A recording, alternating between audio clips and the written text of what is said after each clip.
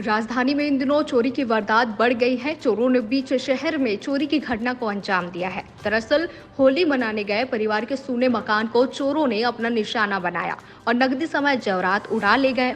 बता दें कि घर में ताला लगाकर होली का त्योहार मनाने जाना एक परिवार को भारी पड़ गया। दरअसल संजय नगर निजामी चौक के सूने मकान में लाखों की नकदी समेत सोने चांदी के जेवरात लेकर चोर फरार हो गए। आपको बता दें कि पूरा परिवार होली मनाने जांजगीर गया हुआ था। घर वापस आने पर घटना का पता चला। घर की खिड़की, दरवाजा और अलमारी तोड़कर चोरों ने 3 लाख नकदी समेत सोने चांदी के जेवर भी उड़ा ले गए हैं। वारदात की शिकायत टिकरापारा थाने में की गई है, जहां थाना की स्टाफ के साथ एसएससी की टीम भी घटना की जाँच कर रही है। अभी चोरी की घटना प्रकाशमयी है, जिसका थाने में अपराध दर्ज किया गया है। अपराध दर्ज करने पश्चात से सीसीटीवी कैमरा और बाकी चीज़ों पर हम खंगाल रहे हैं और हम लोगों को आगाह भी कर रहे हैं। यदि सुने घर हैं तो पुलिस को सूचित करें।